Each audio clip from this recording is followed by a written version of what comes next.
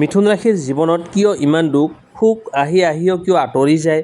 এইটো কেৱল ভাগ্যৰ খেল নে গ্ৰহ নক্ষত্ৰৰ গভীৰ প্ৰভাৱ?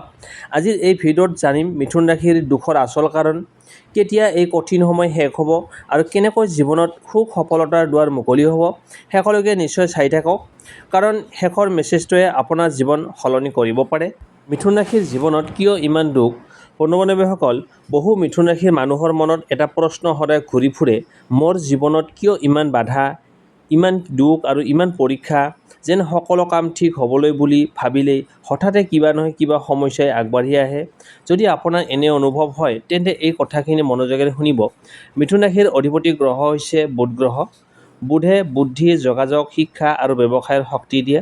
কিন্তু যেতিয়া বুধ দুৰ্বল অৱস্থাত থাকে আৰু বা অন্য গ্ৰহৰ প্ৰভাৱৰ প্ৰেছাৰত থাকে, তেতিয়া সিদ্ধান্ত লোৱাত ভুল, মানসিক অস্থিৰতা, সম্পৰ্কত ভুল বুজাবুজি আৰু আৰ্থিক উত্থান পতন দেখা দিব পাৰে।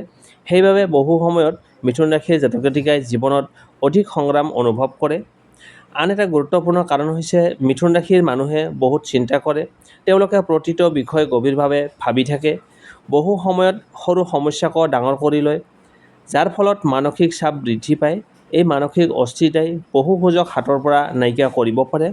কিন্তু ইয়াৰ অৰ্থ এইটো নহয় যে মিথুন ৰাশিৰ ভাগ্য বেয়া, বৰঞ্চ এই ৰাশিৰ মানুহে জীৱনৰ আৰম্ভণিতে অধিক পৰীক্ষাৰ সন্মুখীন হয়, যাতে ভৱিষ্যতে ডাঙৰ সফলতাৰ বাবেও নিজকে শক্তিশালী কৰি তুলিব পাৰে।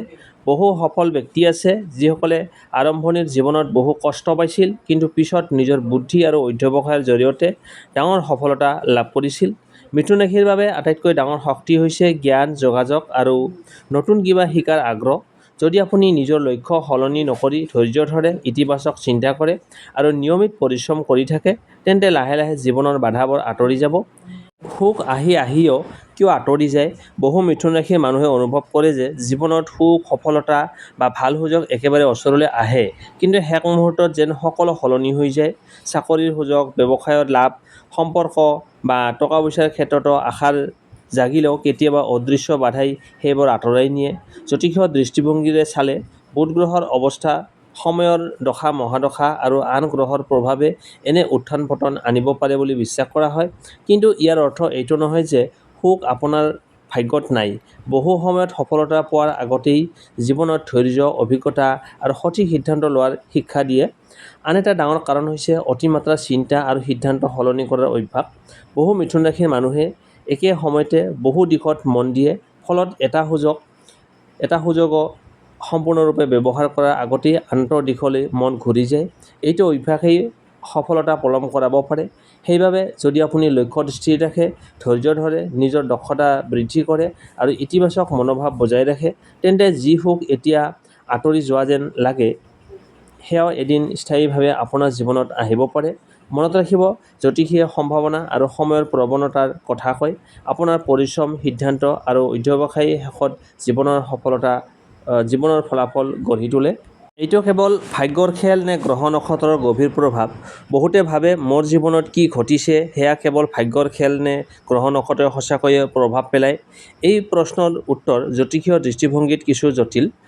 জ্যোতিষশাস্ত্ৰ অনুসৰি জন্মৰ সময়ত গ্ৰহ নক্ষত্ৰৰ অৱস্থান মানুহৰ স্বভাৱ, শক্তি, দুৰ্বলতা আৰু জীৱনৰ কিছুমান প্ৰৱণতাত প্ৰভাৱ পেলাব পাৰে। বিশেষকৈ মিথুন ৰাশিৰ অধিপতি গ্ৰহ হৈছে বুধ গ্ৰহ। বুধ শক্তিশালী হ'লে বুদ্ধি, যোগাযোগ, শিক্ষা আৰু ব্যৱসায়ত উন্নতি দেখা যায়। কিন্তু যদি বুধ গ্ৰহ দুৰ্বল হয় বা অশুভ প্ৰভাৱত থাকে, তেন্তে সিদ্ধান্ত লোৱাত ভুল হয়, মানসিক চিন্তা বাঢ়ে, অস্থিৰতা আহে, ভুল বুজাবুজি দেখা দিয়ে বা সুযোগ হাতৰ পৰা যোৱাৰ দৰে পৰিস্থিতিও সৃষ্টি হ'ব পাৰে। ইয়াৰ অৰ্থ এইটো নহয় যে সকলো কথা আগতেই নিৰ্ধাৰিত। জ্যোতিষীয় সম্ভাৱনা আৰু সময়ৰ সংকেতৰ কথা কয়, কিন্তু মানুহৰ পৰিশ্ৰম, সঠিক সিদ্ধান্ত, ধৈৰ্য আৰু ইতিবাচক মনোভাৱেও জীৱনৰ ফলাফলত ডাঙৰ ভূমিকা পালন কৰে।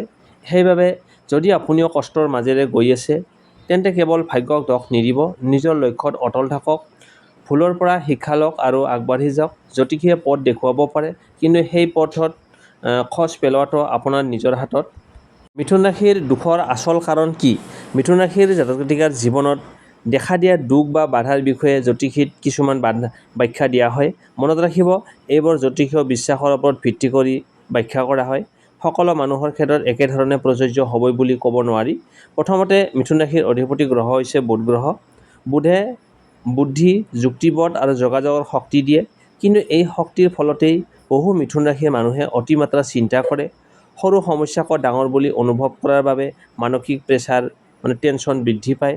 2 নম্বৰ, মিথুন ৰাশিৰ স্বভাৱ হৈছে একে সময়তে বহু দিশত আগবাঢ়িব বিচৰা, এটা সময়তে 2-3 ফালে মন মেলে। ফলত কেতিয়াবা এটা কাম সম্পূৰ্ণ হোৱাৰ আগতেই আন এটা কামত মন যায়। এই অভ্যাসেই আচলতে সফলতাত পলম কৰাৰ কাৰণ। 3 নম্বৰ, বহু সময়ত ভুল মানুহক সহজে বিশ্বাস কৰা বা আনৰ কথাত প্ৰভাৱিত হৈ সিদ্ধান্ত লোৱাৰ ফলত সম্পৰ্ক, টকা পইচা বা কৰ্মজীৱনত সমস্যাৰ সৃষ্টি দেখা দিয়ে। 4 নম্বৰ, জীৱনত সঘনাই অহা পৰিৱৰ্তনক মিথুন ৰাশিৰ এটা বৈশিষ্ট্য বুলি ধৰা হয়। চাকৰি, ব্যৱসায়, ব্যক্তিগত জীৱনত উত্থান পতন আহিব পাৰে, কিন্তু এই পৰিৱৰ্তনেই তেওঁলোকক অধিক অভিজ্ঞ আৰু শক্তিশালী কৰি তোলে। শেষত এটা কথা সদায় মনত ৰাখিব, দুখ স্থায়ী নহয়। সঠিক সিদ্ধান্ত, ধৈৰ্য, নিয়মিত পৰিশ্ৰম আৰু ইতিবাচক চিন্তাই যিকোনো কঠিন সময় পাৰ হোৱাত সহায় কৰিব পাৰে। জ্যোতিষীয়ে সম্ভাৱনাৰ কথা কয়, কিন্তু জীৱনৰ দিশ সলনি কৰাৰ ক্ষমতা শেষত নিজৰ হাততেই থাকে। এতিয়া এই কঠিন সময় শেষ হ'ব। যদি আপুনি অনুভৱ কৰিছে যে জীৱনত একেৰাহে বাধা, দুখ বা মানসিক চাপ চলি আছে, তেন্তে আশাহীন হোৱাৰ প্ৰয়োজন নাই। জ্যোতিষীয় বিশ্বাস অনুসৰি কোনো কঠিন সময় চিৰদিনৰ বাবে নাথাকে। গ্ৰহৰ গতি, দশা বা গোচৰৰ লগে লগে সময় সলনি হয়। মিথুন ৰাশিৰ জাতক জাতিকাৰ বাবে কঠিন সময় সাধাৰণতে তেতিয়ালৈকে থাকে যেতিয়ালৈকে তেওঁলোকে নিজৰ সিদ্ধান্তত স্থিৰতা, ধৈৰ্য আৰু আত্মবিশ্বাস গঢ়ি তুলিব নোৱাৰে। বহু সময়ত জীৱনে প্ৰথমতে পৰীক্ষা লয়, তাৰ পিছতহে সফলতাৰ দুৱাৰ মুকলি কৰে। যদি আপুনি নিয়মিত পৰিশ্ৰম কৰি আছে, ভুলৰ পৰা শিক্ষা লৈছে আৰু ইতিবাচক মনোভাৱ বজাই ৰাখিছে, তেন্তে আগন্তুক সময়ত লাহে লাহে নতুন সুযোগ, আৰ্থিক উন্নতি আৰু মানসিক শান্তি লাভ কৰাৰ সম্ভাৱনা বৃদ্ধি পাব পাৰে। কিন্তু এটা গুৰুত্বপূৰ্ণ কথা মনত ৰাখিব লাগিব, কেৱল ৰাশি চাই কোনো ব্যক্তিৰ বাবে অমুক তাৰিখে সকলো দুখ শেষ হ'ব বুলি নিশ্চিত বুলি ক'ব নোৱাৰি। জ্যোতিষত অধিক ব্যক্তিগত বিশ্লেষণৰ বাবে জন্মৰ তাৰিখ, জন্ম সময় বা জন্মস্থানৰ ওপৰত ভিত্তি কৰি জন্মকুণ্ডলী চোৱা হয়। বিশ্বাস ৰাখক, আজিৰ এই কঠিন সময় আপোনাৰ জীৱনৰ শেষ অধ্যায় নহয়। ধৈৰ্য, পৰিশ্ৰম আৰু সঠিক সিদ্ধান্তই আপোনাৰ এটা নতুন, উজ্জ্বল আৰু সফল ভৱিষ্যতৰ দিশলৈ লৈ যাব পাৰে। কেনেকৈ জীৱনত সুখ, সফলতাৰ দুৱাৰ মুকলি হ'ব? বন্ধু-বান্ধৱীসকল, মিথুন ৰাশিৰ বাবে আটাইতকৈ ডাঙৰ সত্যটো হ'ল, জীৱনত অহা বাধাবোৰ আপোনাক ভাঙিবলৈ নহয়, শক্তিশালী কৰিবলৈ আহে। যদি আপুনি সঁচাই সুখ বা সফলতা বিচাৰে, তেন্তে প্ৰথমতে নিজৰ ওপৰত বিশ্বাস ৰাখক। অতীতৰ ব্যৰ্থতাক ধৰি নাথাকি নতুন সুযোগক আদৰি লওক। অতি চিন্তা, দধৰ-মধৰ অৱস্থা আৰু আনৰ কথাত সহজে প্ৰভাৱিত হোৱাৰ অভ্যাস এৰি দিয়ক। লক্ষ্য এটা স্থিৰ কৰক আৰু সেই লক্ষ্যত অবিৰতভাৱে আগবাঢ়ি যাওক। জ্যোতিষীয় বিশ্বাস অনুসৰি ইতিবাচক চিন্তা, সৎকৰ্ম, ধৈৰ্য আৰু নিয়মিত প্ৰচেষ্টাই শুভ সময়ৰ সুফল লাভ কৰাত সহায় কৰিব পাৰে। কিন্তু সফলতাৰ মূল চাবিকাঠি হৈছে আপোনাৰ নিজৰ সিদ্ধান্ত, অধ্যৱসায় আৰু শিকাৰ ইচ্ছা। শেষ মেছেজটো হ'ল, মনত ৰাখিব, আকাশত থকা গ্ৰহ নক্ষত্ৰই হয়তো সময়ৰ সংকেত দিব পাৰে, কিন্তু আপোনাৰ ভাগ্য লিখাৰ কলমটো শেষত আপোনাৰ নিজৰ হাততেই থাকে। আজিৰ যি দুখে আপোনাক কন্দুৱাইছে, সেয়া কাইলৈ আপোনাৰ আটাইতকৈ ডাঙৰ শক্তি হ'ব পাৰে। আজিৰ সংগ্ৰামে কাইলৈৰ সফলতাৰ ভেটি। গতিকে কেতিয়াও হাৰ নামানিব, বিশ্বাস ৰাখক, ধৈৰ্য ৰাখক, সৎ পথত আগবাঢ়ি যাওক। সুখ, শান্তি, সফলতাৰ দুৱাৰ নিশ্চয় এদিন আপোনাৰ বাবেই মুকলি হ'ব। হয়তো সময় আপোনাৰ বিপক্ষে আছে, কিন্তু সময় চিৰদিন একে নাথাকে। নিজৰ ওপৰত বিশ্বাস ৰাখক, কাৰণ আপোনাৰ শ্ৰেষ্ঠ দিনবোৰ হয়তো এতিয়াও আহিবলৈ বাকী আছে। বন্ধু-বান্ধৱীসকল, যদি এই ভিডিঅ'টোৱে আপোনাক অলপ হ'লেও উপকৃত কৰিছে, তেন্তে ভিডিঅ'টো এটা লাইক কৰিব আৰু আপোনাৰ বন্ধু-বান্ধৱ বা পৰিয়ালৰ লগতো শ্বেয়াৰ কৰিব। আপুনি যদি এতিয়াও আমাৰ চেনেলটো ছাবস্ক্ৰাইব কৰা নাই, তেন্তে এতিয়াই ছাবস্ক্ৰাইব কৰি বেল আইকনটো অন কৰি ৰাখিব।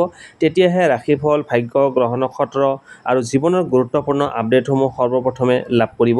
শেষত এটাই কথা ক'ম, ভাগ্যই অপেক্ষা কৰে সেইসকল লোকৰ বাবে যিসকলে আশা এৰি নিদিয়ে। নিজৰ ওপৰত বিশ্বাস ৰাখক, সৎ কাম কৰি যাওক আৰু জীৱনত আগবাঢ়ি যাওক। পুনৰ লগ পাম পৰৱৰ্তী ভিডিঅ'ত। জয় আই অসম। ধন্যবাদ।